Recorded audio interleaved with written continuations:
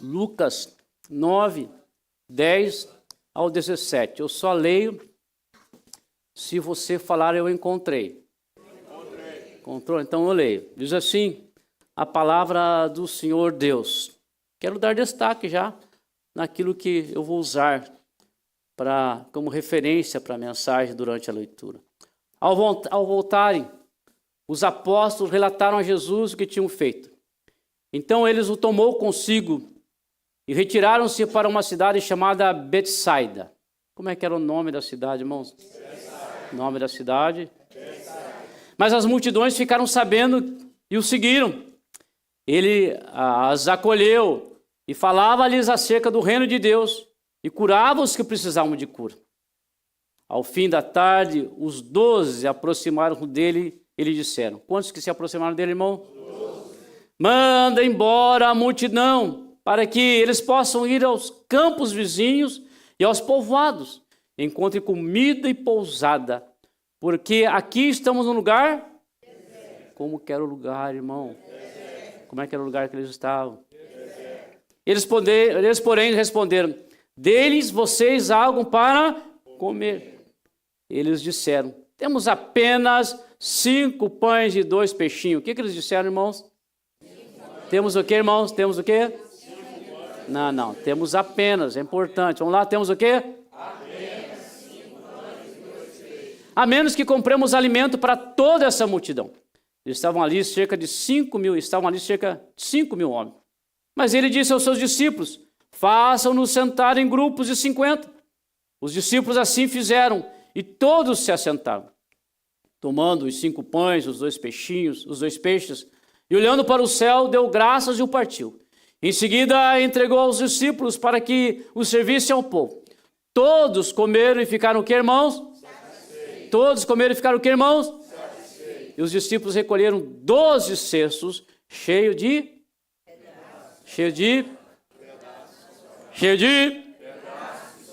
Amém. Fecha a sua Bíblia. Me dê aí alguns minutos da sua atenção. A promessa, como sempre, é que eu vou ser muito objetivo nesta noite. Estamos diante de um milagre conhecidíssimo. Todos nós já ouvimos falar da multiplicação dos pães. Sim ou não? Esse milagre foi narrado por todos os evangelistas. Todos eles narram este milagre. E nessa noite eu gostaria de usar aí a narrativa de Lucas. Este evangelista, de forma específica, conta que os 12 discípulos procuraram Jesus para relatar o problema. Então Lucas fala especificamente dos 12, os demais vão mencionar os discípulos, mas o evangelista Lucas, que nós lemos aí, ele fala que foram os 12 procurar Jesus. Foram procurar Jesus, né? Porque dizendo que estavam num deserto, lugar deserto, falando que estava num final de tarde, se aproximando à noite, e dizendo que o que eles tinham não era suficiente para alimentar aquela multidão. Quem entendeu, está acordado. Levanta a mão direita, diga eu entendi. E continua acordado, diga. Oh, graças a Deus. O desfecho foi o mestre fazendo a multidão se sentar em grupos, tomando os 5 pães, os 2 peixes em suas mãos, e agradecendo e entregando nas mãos dos discípulos, para que então o milagre acontecesse e a multidão fosse alimentada. Você pode dizer graças a Deus por isso? Meus irmãos, nessa noite eu quero extrair dessa experiência algumas lições que podem ajudar aqueles que, como os discípulos e a multidão, precisam de resposta para problemas que humanamente não têm solução. De novo, eu quero tirar algumas lições aqui dessa experiência que com certeza pode ajudar pessoas que, como eles, escute, e a multidão precisam de resposta para problemas que humanamente não têm solução.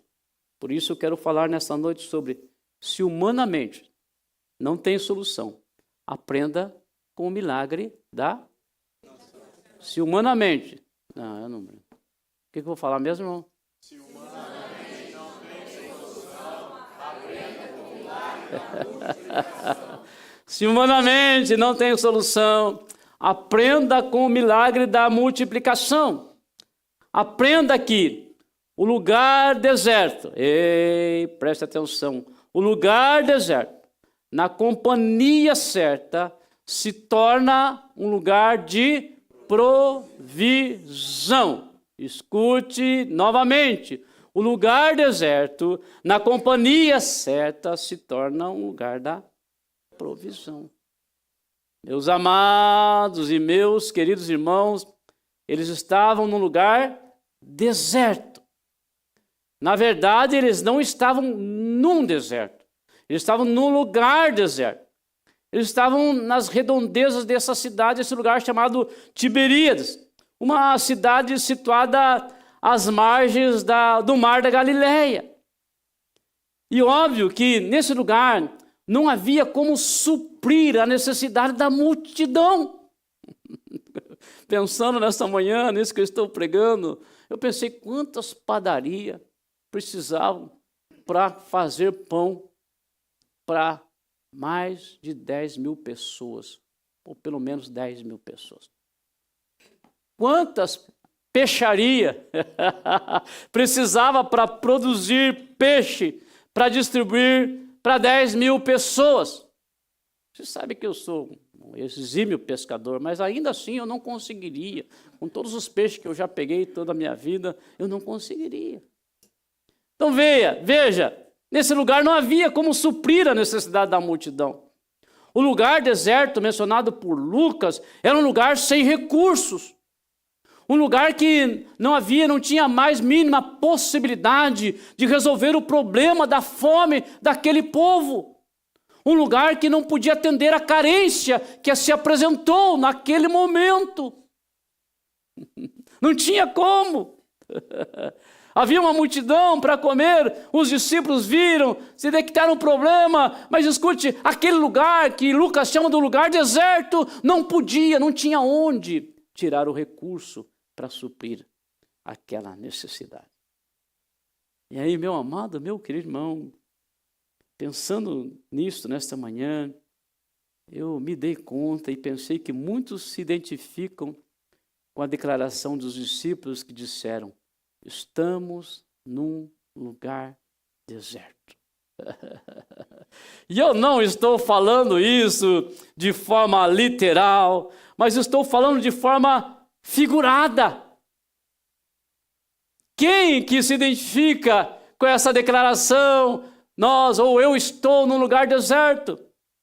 Estou falando daquelas pessoas que por vezes estão vivendo um momento complicado, Gil.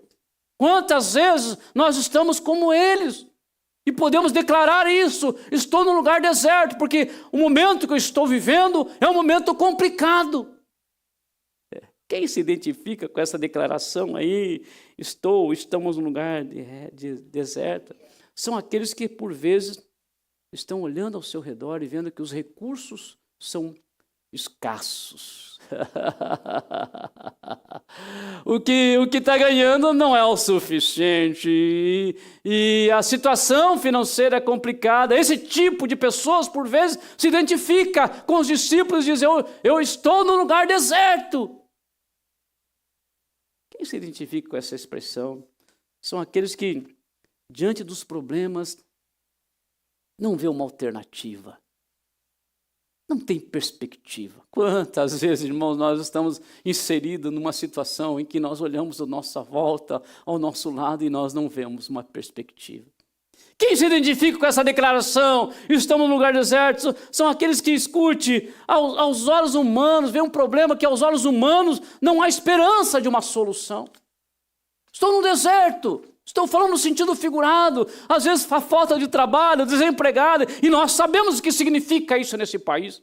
Às vezes um filho doente, quantas vezes eu sou pai e passei por isso, e quantas vezes nós vemos um filho doente e você olha para aquele filho doente e você, por vezes, fica preocupado e vê que a coisa não está andando, não está melhorando, a saúde dele não está bem, não está melhorando, e aí você pode se identificar com essa expressão dos discípulos do evangelista Lucas: estou num lugar deserto. Muitos, quem sabe, estão me ouvindo aqui, quem sabe de forma presencial e quem sabe me acompanhando, e quem sabe ao me olhar dizer: esse sou eu posso declarar que eu estou num lugar deserto.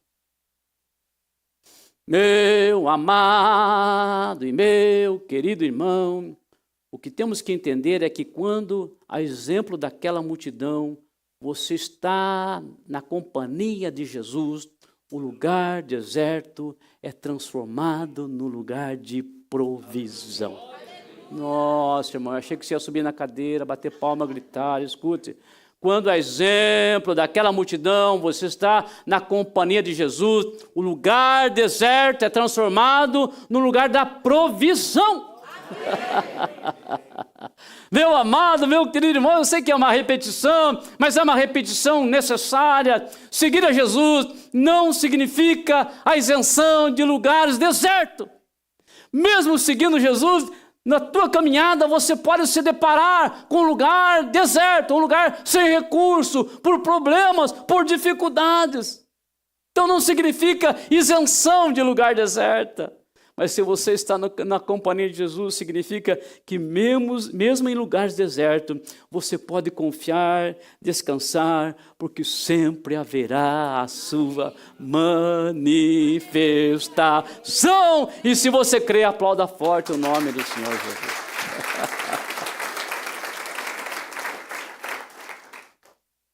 Se humanamente falando, não tem solução, aprenda com o milagre da multiplicação. Olha, rimou, tá vendo? Aprenda com o milagre da multiplicação. Aprenda a se unir para buscar a solução e não distanciar pessoas de quem tem a resposta. Aprenda a se unir na busca de solução e não a distanciar pessoas de quem tem a resposta. Meu amado e meu querido irmão, tem jogo hoje? Tem hoje? Incluindo aqueles que vão ver o seu time perder nesta noite. Já deve estar perdendo essa hora, espero que você não consulte o telefone, né? Escute. O evangelista Lucas faz menção dos 12 unidos para fazer uma sugestão a Jesus. Preste atenção. O evangelista faz menção dos 12 discípulos unidos para fazer uma sugestão a Jesus. Veja o texto, versículo 12 diz: no fim da tarde, escute, no fim da tarde, o texto diz, os 12 aproximaram-se dele. Os 12. Eu não sei, né, minha imaginação fértil, se os 12 queriam tratar a mesma coisa com Jesus, certamente houve uma prévia. Certamente os 12 se juntaram: vamos lá falar com Jesus, e o que nós vamos dizer para Jesus é isso. Vamos dizer para ele. O que vamos dizer para eles? O texto diz: manda a multidão embora, para que eles possam ir aos campos vizinhos e povoados e encontrem comida e pousada.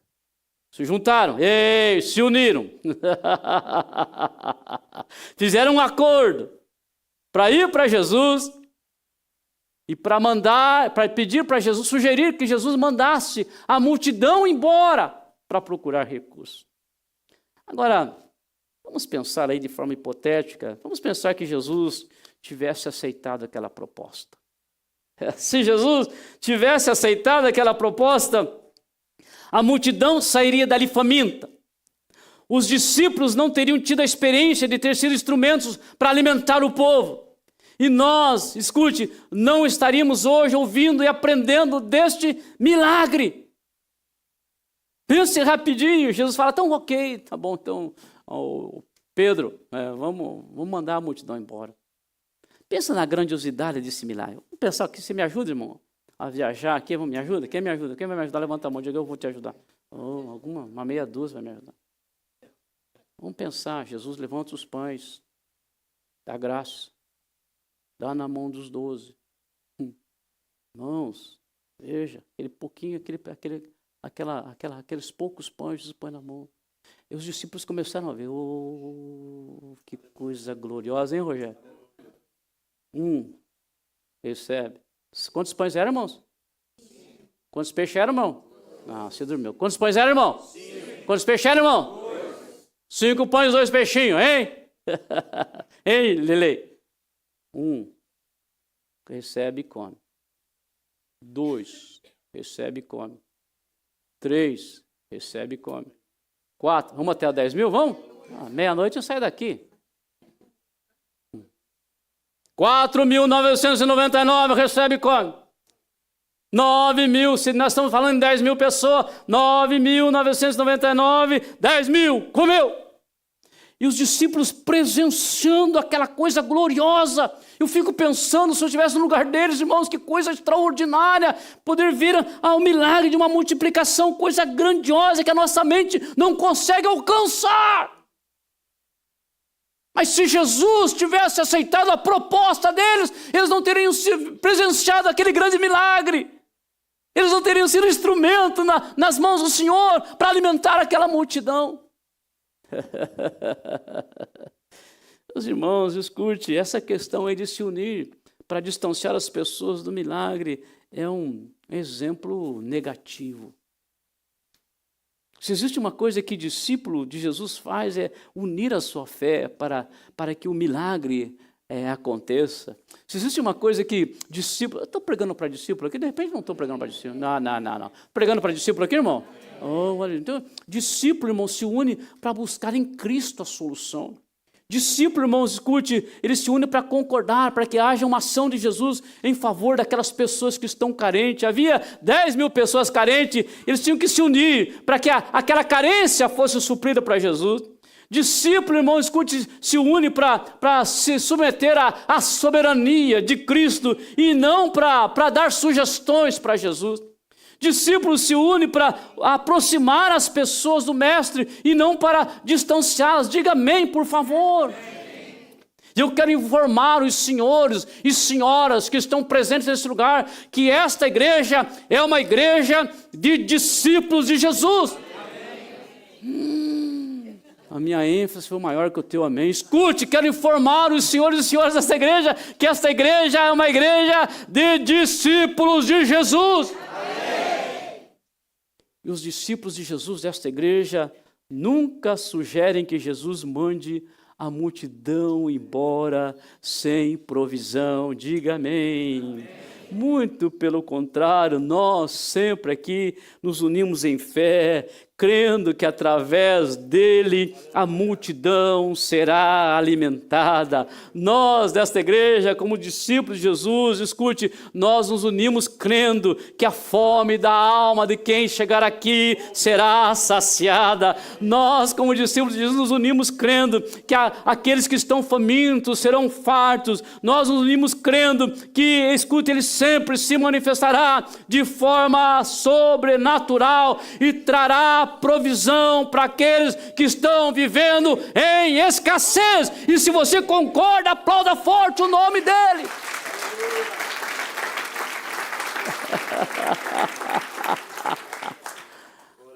Há algum tempo eu preguei aqui uma série de mensagens sobre discípulos. Quem lembra? Quem lembra? Levanta a mão, quero fazer perguntas sobre o que eu preguei. Não vou fazer.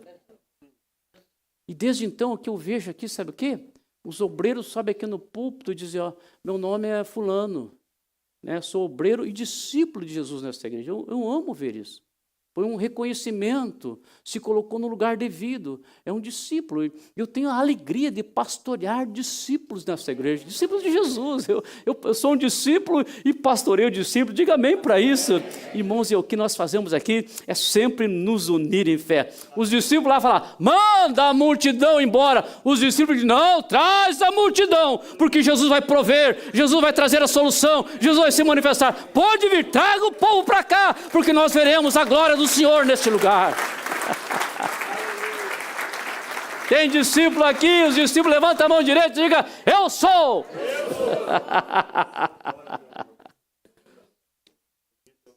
Se humanamente não tem solução, aprenda com Está sem cola lá atrás, né? Se humanamente não tem solução, aprenda com o milagre da multiplicação.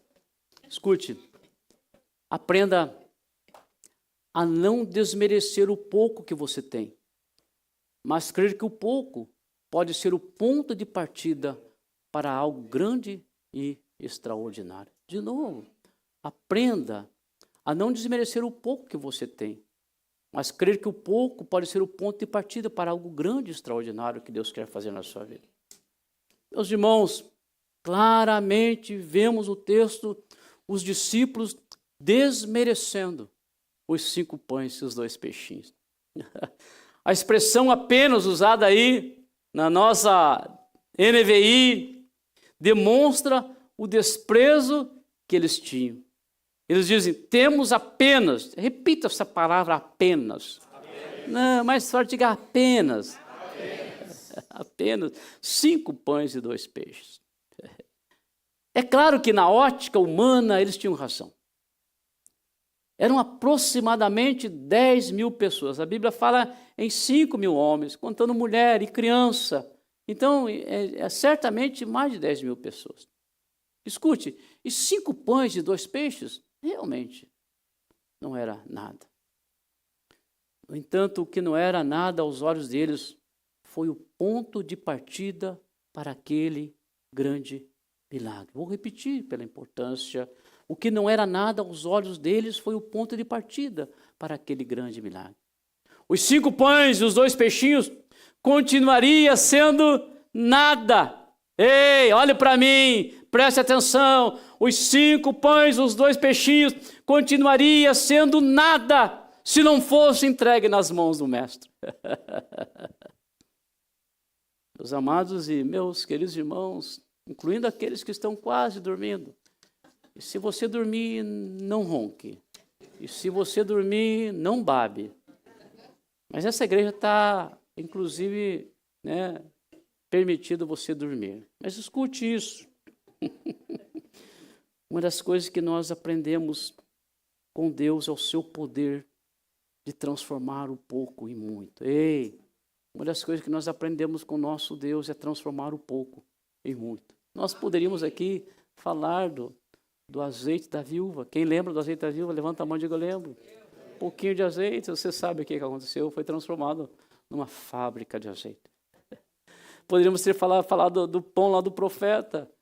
Levou, acho que não me lembro, acho que 50 pães, não me lembro nem quantos pães mas levou lá. O homem fez uma doação de pães e não era nada para aquele monte de profeta. E nós vemos lá Deus transformando o pouco em muito. Uma das coisas que Deus faz é transformar. Uma das especialidades de Deus é transformar o pouco em muito. Diga amém para isso.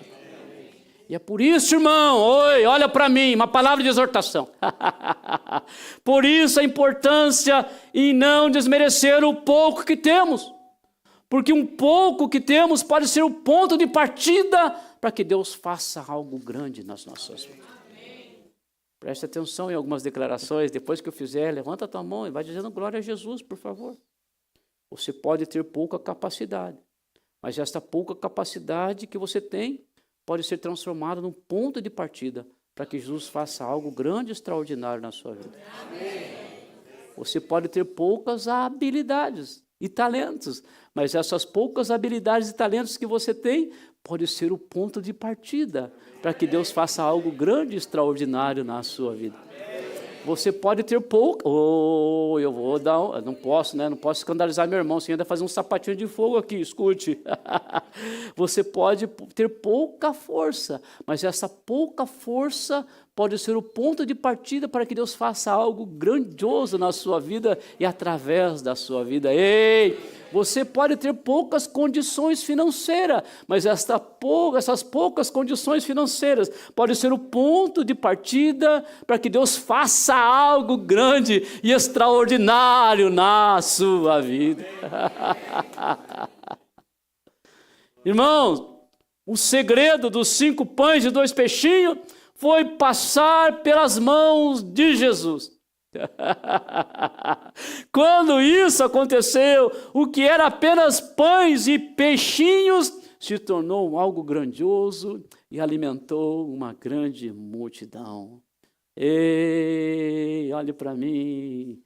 Põe o pouco que você tem nas mãos de Jesus e você verá o milagre da multiplicação. Parece que está mais fácil pregar para esse lado. Ei, olhe para mim. Olhe para mim. Põe o pouco que você tem nas mãos de Jesus e você virá o milagre da multiplicação. Amém. Entendeu aqui, irmãos do meio? Põe o pouco que você tem nas mãos de Jesus e você virá o milagre da multiplicação. Amém. E a turma da esquerda que está com uma chance grande nessa noite, escute, põe o pouco que você tem nas mãos de Jesus e você virá o milagre da multiplicação. Amém. Oh, aleluia, irmão. Pay attention. Olha, pregando inglês agora, preste atenção nisso que eu vou falar. Olha, para de reclamar pelo pouco, pare de lamuriar porque você tem pouco. Ao invés disso, glorifique o nome do Senhor e coloque este pouco nas mãos do Senhor e você verá o milagre que Ele vai fazer.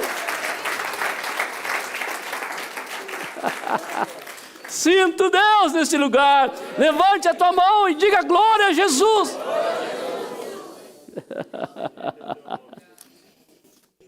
E eu sei que você queria que eu pregasse até meia-noite, mas eu vou encerrar. Vou encerrar, irmãos.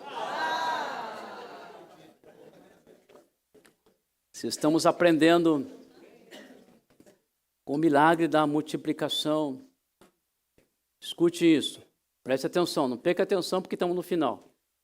Vale destacar o fato de Jesus ter colocado a multidão para sentar antes que o milagre fosse operado. Ei, olha para mim.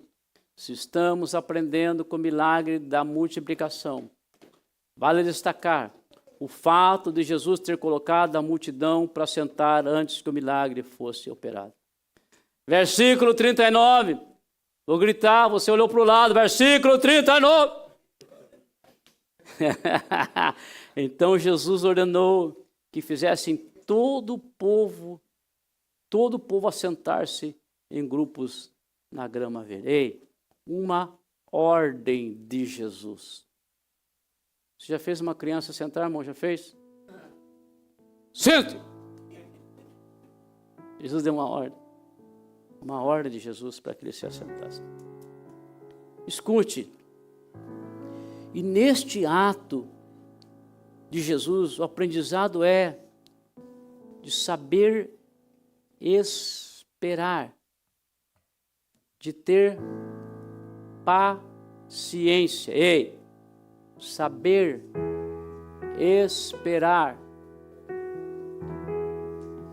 ter paciência.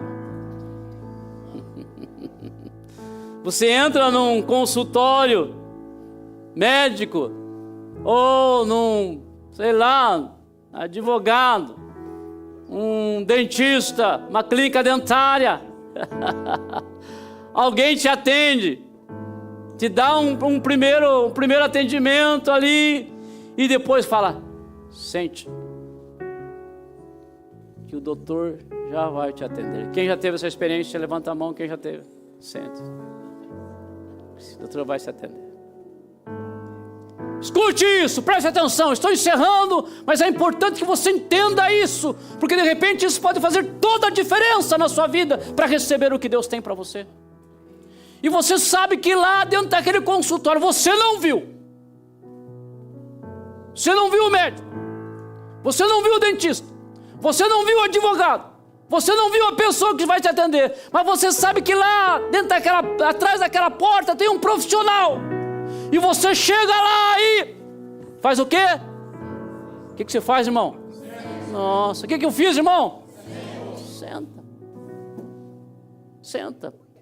Fica esperando. Antigamente você folhava a revista para esperar. Hoje você fica vendo o vídeo na internet e fica ali.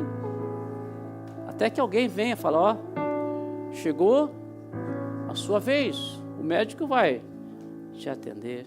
Irmão, sentar e esperar é também um ato de confiança no Senhor. voltando para o milagre, escute, não houve nenhuma manifestação milagrosa enquanto o povo estava em pé.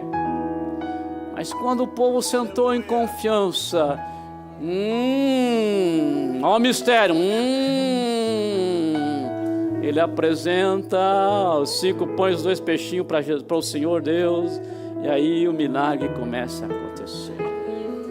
Para muitos aqui nesta noite, o Senhor está dizendo: sente-se. Eu não estou vendo nada, sente-se. Mas eu não estou sentindo nada. Ei, quem disse que fé é você sentir alguma coisa? Sente-se. Sente-se, porque assim como um momento o médico vai te atender, ou a secretária abre, aleluia, abre aquela porta e diz para você: chegou a sua vez, pode entrar. Virou profético agora. Escute, vai chegar um momento em que a porta vai se abrir, aleluia, ou seja, vai chegar a tua vez, ele vai atender o teu pedido, haverá uma manifestação, a resposta virá. Aleluia! Grite aleluia, irmão, por favor. Aleluia. Sua voz me encoraja a prosseguir. Levanta a mão e diga: quando tudo diz que não, ou parece que o mar não vai se abrir. aleluia, diga: sei que não estou só. E o que diz? Sobre mim não pode se frustrar. Cante, irmão. Venha em meu favor e Cumpra em mim. Levante a mão para cantar e diga: o Deus do impossível não desistiu de mim. Sua destra me Sustenta e me faz cante. prevalecer. Deus do impossível não desistiu de mim. Sua destra me sustenta e me faz prevalecer. Nós vamos cantar de novo. Nós vamos lá em cima de novo, mas eu quero ouvir a igreja cantando. Quando tudo diz que não. Vamos lá, Patrícia, de novo. Quando tudo diz que não, só as vozes. Quando tudo diz que não, Esse é o teu melhor? Esse é o teu melhor? sua voz me encoraja. Cante forte, irmão. Não importa se você é afinado ou não, tua voz é bonita ou não, tá cantando para Jesus, diga. Quando tudo